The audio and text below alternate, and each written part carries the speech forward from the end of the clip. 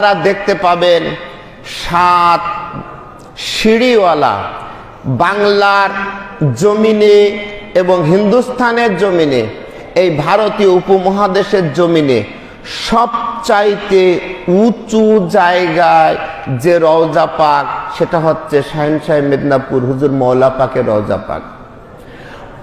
মাটি থেকে, রাস্তা থেকে মসজিদ পাকের সিঁড়ি, মসজিদ পাকের সিঁড়ি থেকে গেট পাক, গেট পাক থেকে রওজা পাক, রওজা পাকে উঠতে গেলে 7টা সিঁড়ি রয়েছে। 7 সিঁড়ি পেরিয়ে যে সিদরাতুল মুনতাহা রয়েছে, সেই সিদরাতুল মুনতাহা পেরিয়ে আপনি আপনার মওলা জিয়ারত পেয়ে থাকেন। 7 সিঁড়ি, 6 সিঁড়ি হতে পারত, 5 সিঁড়ি হতে পারত, কিন্তু মওলা বলে দিয়েছেন যে তোমরা যে বোরাক নিয়ে রাজবাড়ি থেকে যাও, তোমাদের একটা সিদরাতুল মুনতাহা আমি তৈরি করে দিতে চাই, যেখানে তুমি তোমার মওলা আরাম ফরমাচ্ছেন, সেই জিয়ারতের জায়গাটাকে তোমরা দেখে নাও। এই স্পেশাল ট্রেন উস্তুনে হান্নার সাথে তুলনা করা হয়েছে। উস্তুনে হান্না ছিল এক মৃত একটা গাছ, যে গাছের মাথা ছিল না, গোড়াও ছিল না, শুধু থাম্বাটা পোতা ছিল। হুজুর পাক সাল্লাল্লাহু আলাইহি সাল্লাম ওই গাছে হেলান দিয়ে তিনি খুতবা দিয়েছিলেন।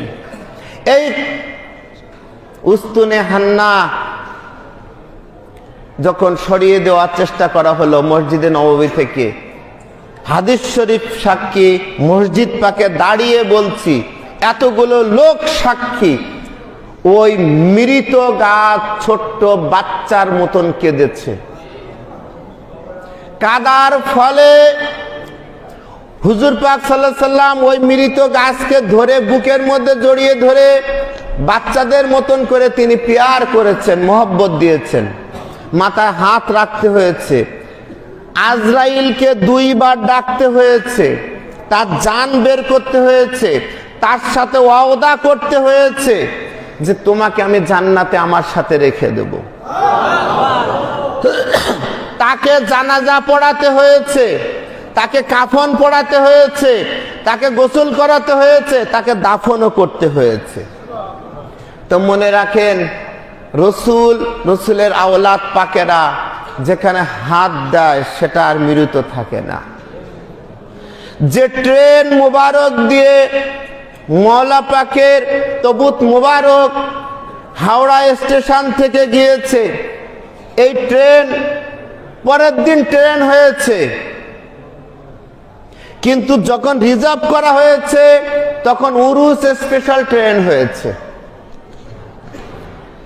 এই উরুস স্পেশাল ট্রেনের অলৌকিকত্ব রয়েছে, কারামত পাক রয়েছে।